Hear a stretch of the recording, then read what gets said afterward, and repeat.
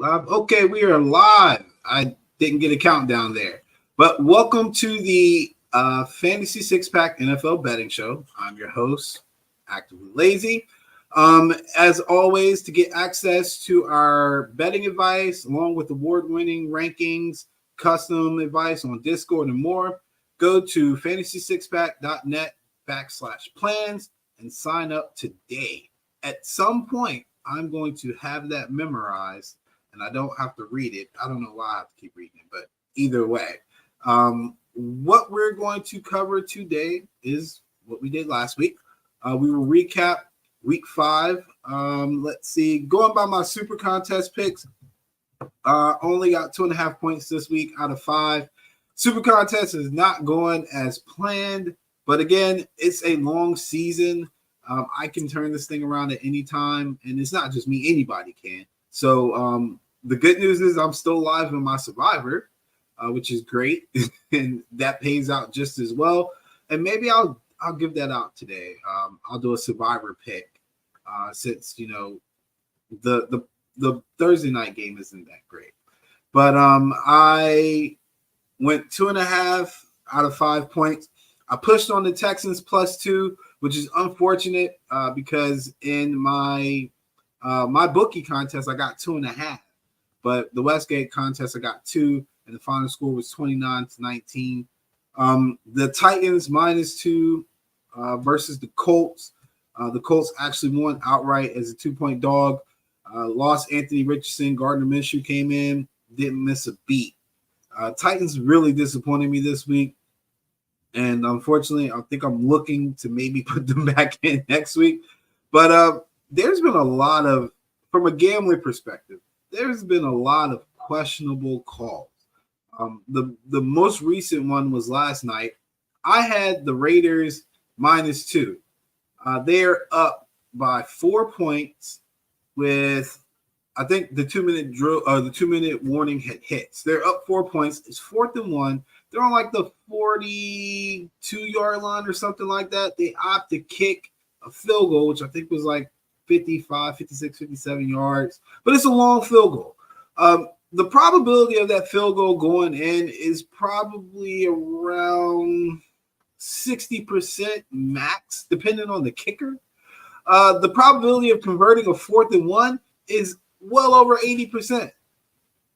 And if you look at the way the game is, getting 3 points doesn't do anything. It doesn't win the game. It just actually is probably a bad thing. You get your 3 points, you kick off. The Packers get to save. They get to save a timeout, and if they were able to get a good return, then you're in a bad position either way.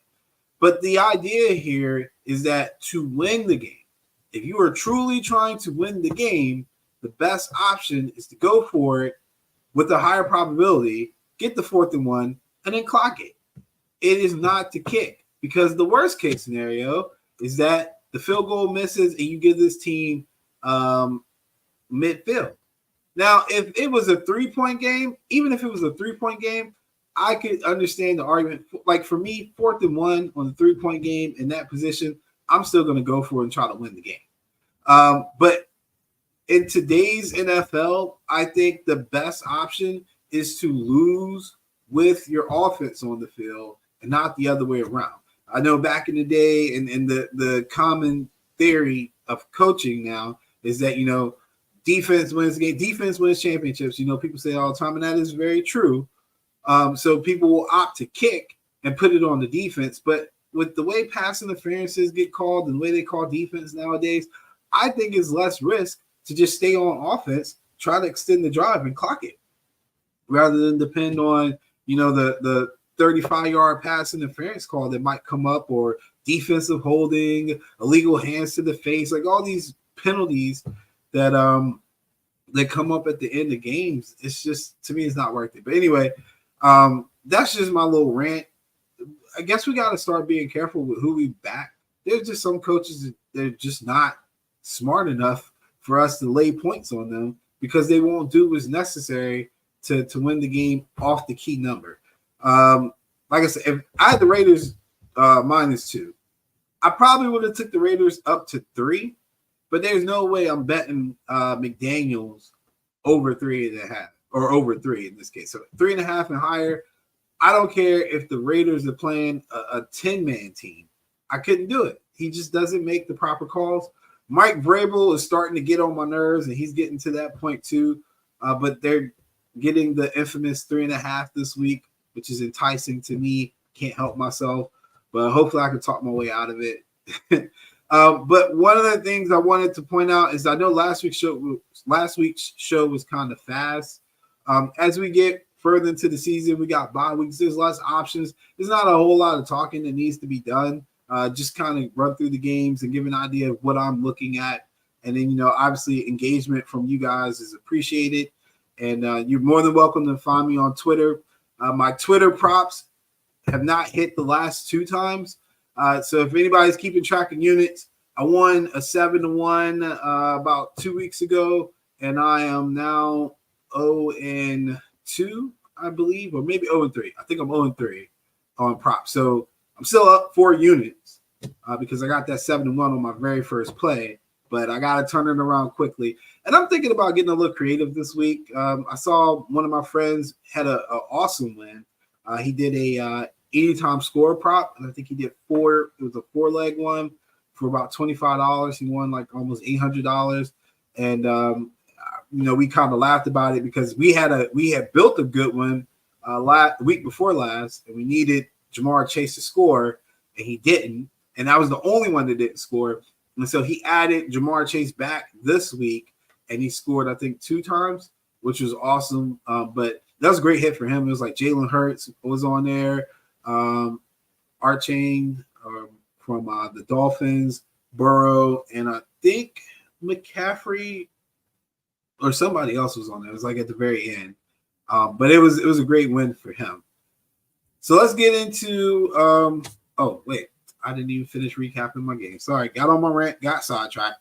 Steelers +4 against the Ravens. Crazy game. Had me on edge the entire time, just begging for a miracle, and I kind of got it. So the Steelers covered, and that was a data-driven pick. I didn't think the Steelers were good enough to be backing in that spot, but the numbers for that matchup was so crazy. I even pointed out on a previous podcast where the dog in the Steelers-Ravens game has covered 15 of the last 17 times. So now it's 16 of the last 18 times. They're 16-1-1. Against the spread if you're a dog in that series. So, I mean, that's just the kind of stuff you look at where you're almost obligated to play it. And the numbers played out well in that case.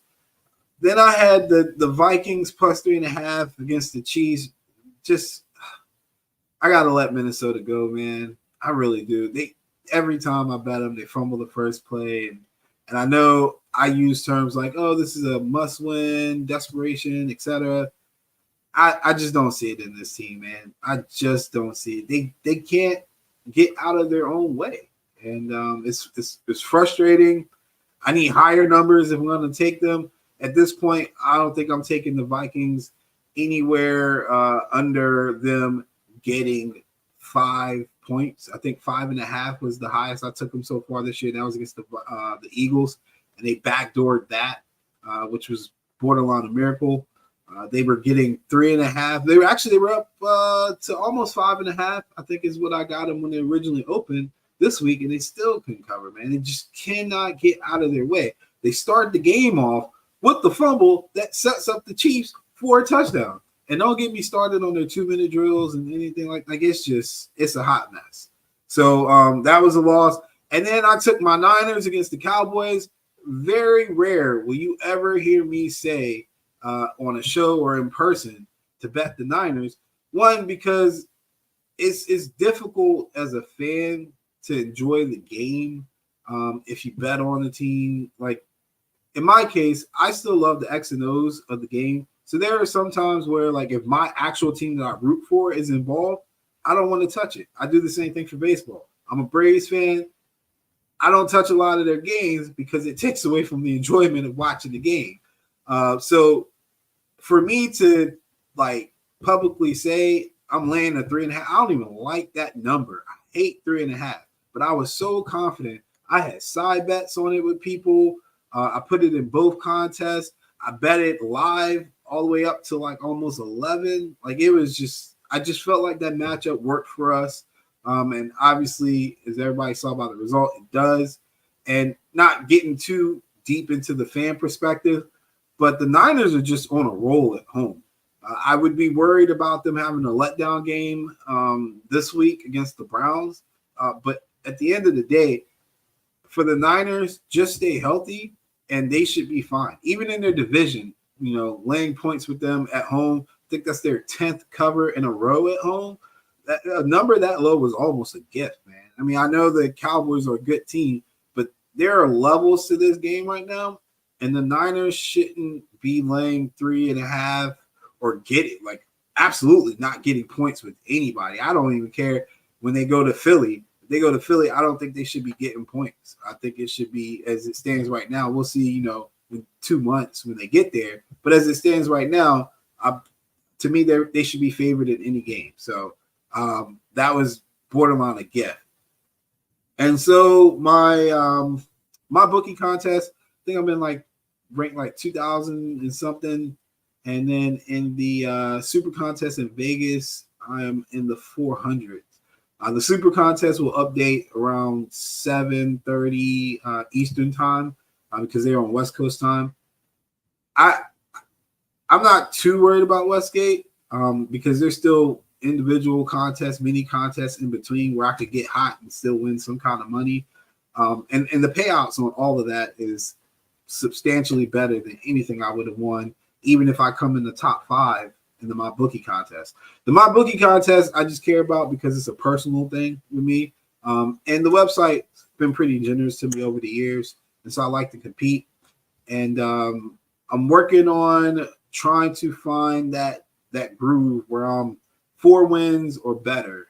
And I think this week, I'm very confident that this week is going to be that week. I'm throwing out the whole 3 dogs, 2 favorites thing. And I'm just going back to the basics. Like people get in slumps. They go to the cage. They take some swings. They start hitting off the tee. In basketball, they have a bad shooting game. They get back to the locker room. Don't even get in the shower. Just come back out to the court and put some shots up. That's where I'm at right now. Because again, 50%, 52%. Those are good enough to make some money, but for a contest, you got to be in the mid 60s if you want to compete. And so right now for the year, I'm at like 55%, and it's got to get back over that 63% threshold. So Thursday night, we've got the Broncos visiting Kansas City. Broncos getting 10.5 right now. Over-unders at 49. Broncos just are a hot mess right now. Absolutely hot mess. And, conventional wisdom tells me, one, I've already talked about how the Chiefs have failed to cover spreads this high over the last year or so. 2, the Chiefs really they're just winning games, which is fine, but they're not a dominant team this year. They're a winning team, but they're not a dominant team. And one thing about the Broncos, they're going to have a chance to backdoor. Now, whether that happens or not, because Russell Wilson has been awful, and I don't know if him and Sean Payton are getting along. Whether that happens or not, who knows? But as a division game, man, I don't think there's any divisional game where a team should be getting 10 points or more, man. I just don't see it. So I'm gonna take my points with the Broncos as high as I can get it, honestly. 10.5 is a good spot. 10.5 is a good spot for taking a number. If it was 9.5, I probably would still consider taking the Chiefs, even though I just said they don't cover those numbers, because the Broncos are so bad. But this divisional game, I feel like there's a little bit more oomph behind it. You got the short week coming too, which probably favors the Broncos because the Chiefs got a little nicked up last week. Travis Kelce being one of them.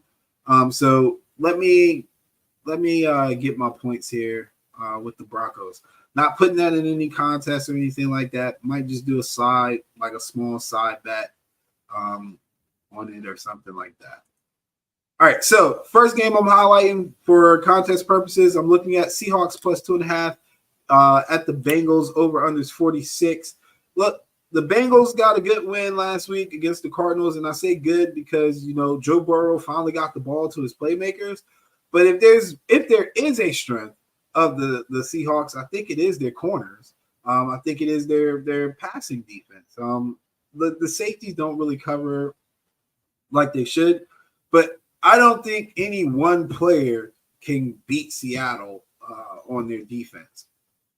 Offensively, I think they should be able to move the ball against the Bengals. And then again, we're still in this flux where is Joe Burrow healthy? Is he not? I thought he was healthy even before this game. So I'm not sold on the Bengals yet. I am one of those people who said that we've seen in years past, like the last 2 years with the Bengals, they start slow, then they catch fire, and they roll. I'm going to keep my eye on this line. And I'm going to check the action coming in on the bets. Because right now is leaning like Seattle's going to cover, and a lot of people think that Seattle might outright win. I want to see what the experts say, like the betting experts, not the people that are writing articles to get people's attention. Let me see where the money goes. And I think we'll know a little bit more as the week progresses here because it's still hinging on how's Joe Burrow going to look in practice. I think Higgins is out. Worst case scenario, if I take Seattle, I'm going to come back around and take the over on this game to kind of hedge because I feel like if Seattle wins, it should be a high-scoring game. They're not a dominant defense. They can get stops when they need to, but I don't think they're going to go on the road and do to Cincinnati what they did to the Giants.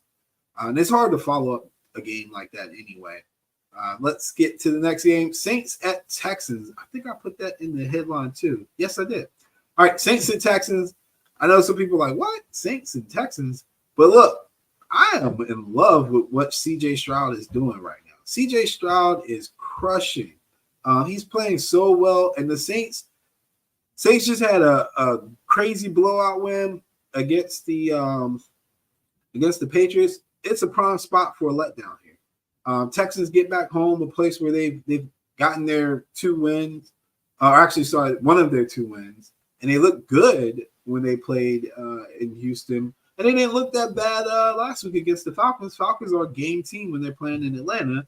And the Texans took them down to the wire and should have won, honestly. I questioned some of the defensive play calling there by my man D'Amico at the end. But C.J. Stroud has an understanding of the position. And because he's the better quarterback, the Texans will always be in games. And this line right here being plus 1.5, I think is signaling that the expectation is that they're going to get this win. So I like the Texans here. Willing to take the money line right now and willing to say that I will most definitely have this in my contest. Commanders at the Falcons. Falcons laying 2.5 over unders 42. I didn't say anything about it last week, and I believe they said something about it on the telecast. But yes, Ritter has never lost a home game between college and the NFL. He's undefeated. Against the spread, I think he's like 2-1 in the NFL or something like that. I can't remember how many games he's played, but I think his percentage was about 50% on the covers. But straight up, undefeated, man. He wins. Now, with this game, last week we finally saw the Falcons do everything I've been asking them to do, which is get the ball to your playmakers. I think Ritter had like 24, 25 completions, and 20 of those were to London or Pitts. That's a recipe for winning. Now, they pushed on the spread, but at the end of the day, that's a recipe for winning, and Howells is not Stroud. I'm sorry, he's not. And the Commanders, they need a get right game. That was very, very, very embarrassing. To not only lose to the Bears, but to get destroyed by the Bears on a short week at home. That's crazy. Crazy. Imagine the Bears' emotional defeat with the Broncos coming back. Broncos scored 28 on these boys in the second half and won the game. I think it was about 28. But they scored all their points basically in the second half and won the game. And then the Bears turned around and it was like 27-3 at half. Just blitzed the Falcons. I mean, blitzed the Commanders. Commanders defense, they're kind of slow, man. And then for real, I don't think anybody looking at the film of the Commanders is afraid of their secondary. Now the pass rush is solid, and one of the things about the Falcons is that their run blocking is decent, but I don't think their pass blocking is up to par. And Ritter under pressure seems a little iffy, but I think they found something last week. So I'm leaning to lay the 2.5 with the Falcons. They've played years prior. There's plenty of data between the two teams. I think they played last year with the Falcons covering the 3 or 4 on the road in Washington. So I'll lay the 2.5 right now. The over under 42. Not even touching that, man. Who knows what you're going to get offensively from these teams. But also consider watching this line. Would hope that the line goes down to 2 again, and I'll take that. But I can also see the Falcons coming through on the last-second field goal and winning as well that way. Cardinals at Rams. Rams favored by 6.5. The over-under at 48 seems kind of high. The Cardinals, I think the shine is coming off of that team a little. At the end of the day, in the NFL, talent will always separate itself as the season gets further and further. People start getting film, seeing tendencies. I look at my guy, Jordan Love. He looks nothing like he looked the first 2 weeks. He looked like it was, we ain't going to miss Aaron Rodgers. And now it's like, hey, big head. So I think that's kind of what's going on with Dobbs and the Cardinals. Cardinals are still game. Wondering about the health of the running back. I feel like this is deja vu. But need to see how the running back is gonna hold up or what his status is. But I like the Rams here. You got Cup back, Puka Nacua, which, for him, you got to be playing good for me to learn your name. Usually, like, I nicknamed him the Pokemon as a joke, and he's so good. Like, how could you not know his name at this point? Like, Puka Nacua is that guy. And having Cup back is going to help. This offense should be great this game. I don't feel like Stafford's going to face the same kind of pressure he faced against the Eagles at all. And without pressure, Stafford's got to be up there in the top 10. Under pressure, I'm pretty sure he's in the bottom, 5.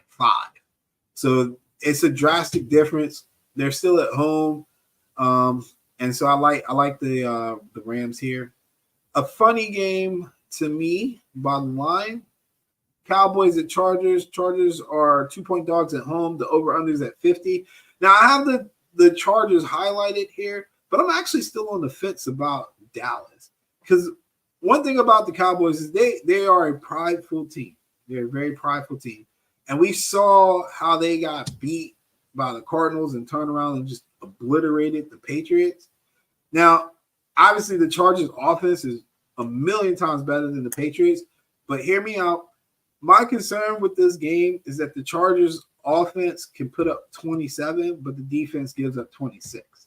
And the Cowboys' offense, despite last week, can put up close to 26, 27, and they give up, again, taking last week out of the equation, about 20, or not even 20, like 16, I think. Something around there. And so I know people are like, well, they haven't played nobody. Yeah, you can make that argument, but look at who the Chargers have played and the teams that have scored on them. Like, what are we really looking at here? Because essentially the offenses are a push, and the Cowboys defense is significantly better than the Chargers. So if the Cowboys don't cover the 2 here, it's an ultimate letdown game. I did look at some all 22s and next gen stuff with Dallas.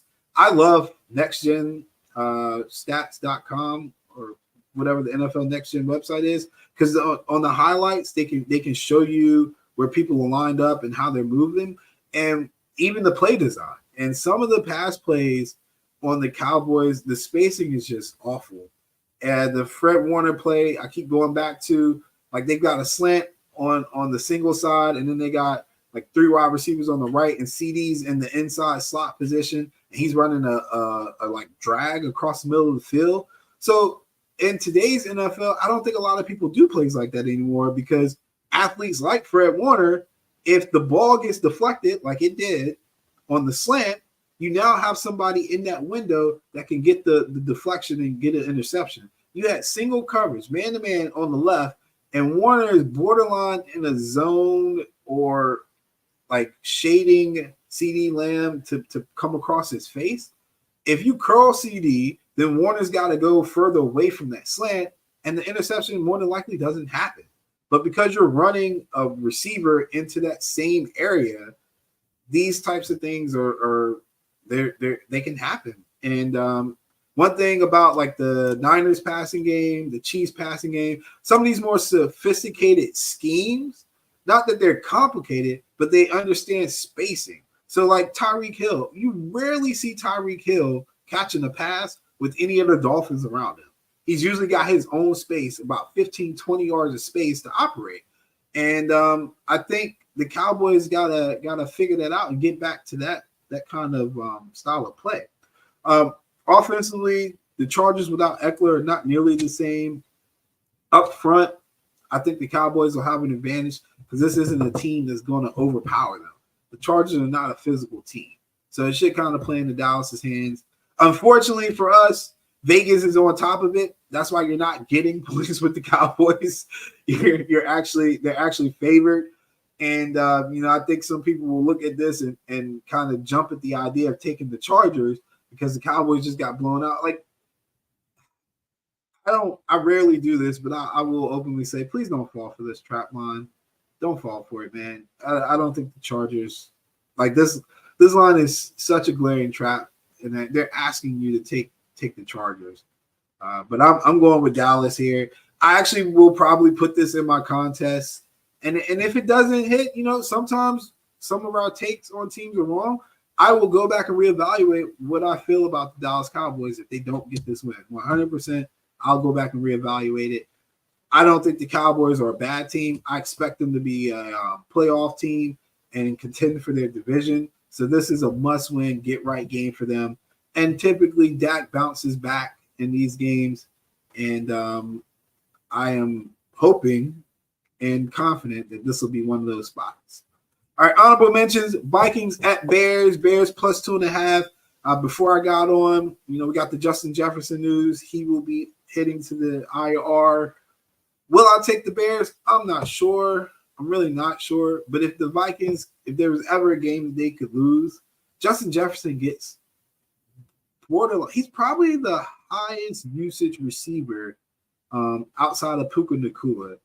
I need to go back and look, but I swear the guy, he's getting like 30% of their touches on offense, or at least targets for sure. And so when you lose something like that on a team like the Vikings is already reeling, and they're prone to turn the ball over, they get behind the 8 ball, man. If the Bears can do even half of what they did against the Commanders last week, they could be in for a long day. And one thing about the Amoeba defense and the system that Flores has up there is you can run the ball on them. So I actually like my points here with the Bears. Might even consider taking them on the money line play and seeing what I can get.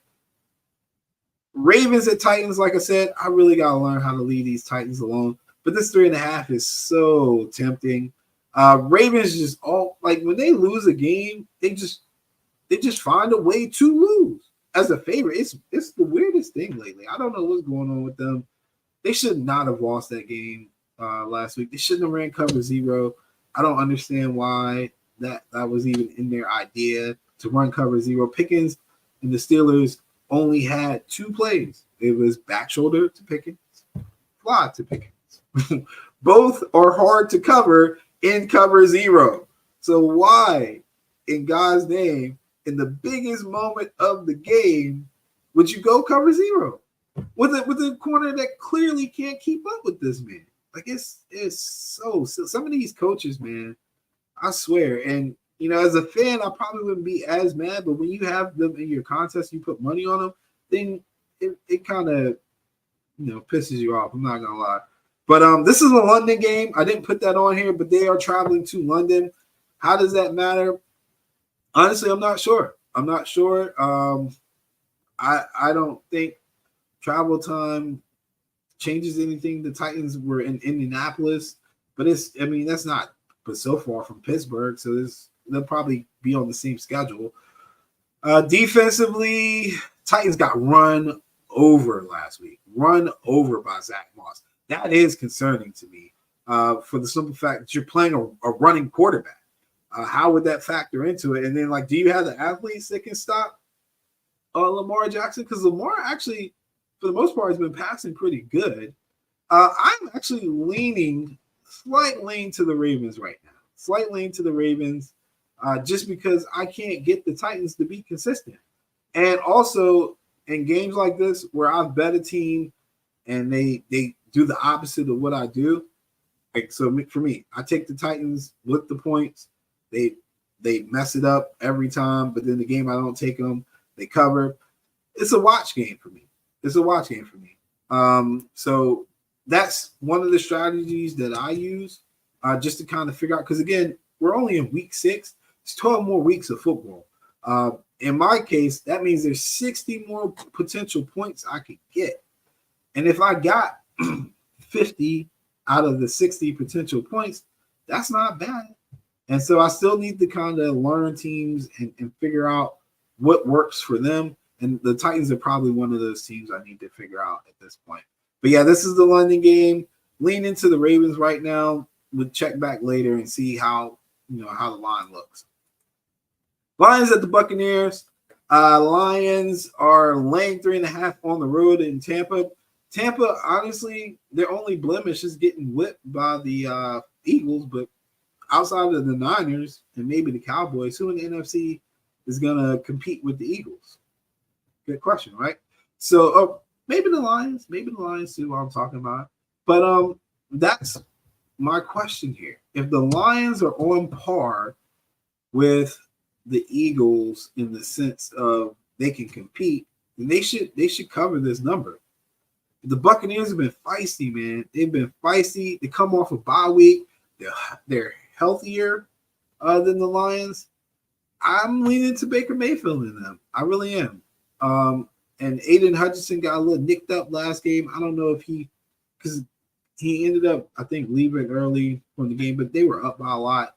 I am curious to see what the betting public thinks. But as of right now, I'm laying my points with the Buccaneers, considering putting them in the contest. Because 3.5 is a good number for Tampa Bay. You just worry about turnovers. You always worry about turnovers with this team. And then as far as them moving the ball, they actually should move the ball against the Lions.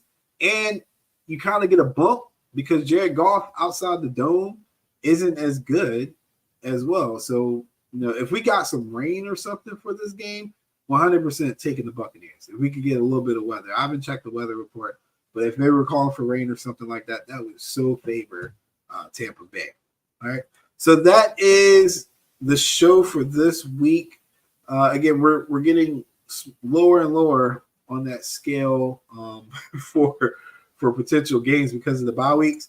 And while I'm at it, let me check to see what we can do for the Survivor contest, because I did say I was going to give you guys one. So I've used the not actually, I think I used the Niners already, and I haven't used the Chiefs yet, but I'm not going to take them here.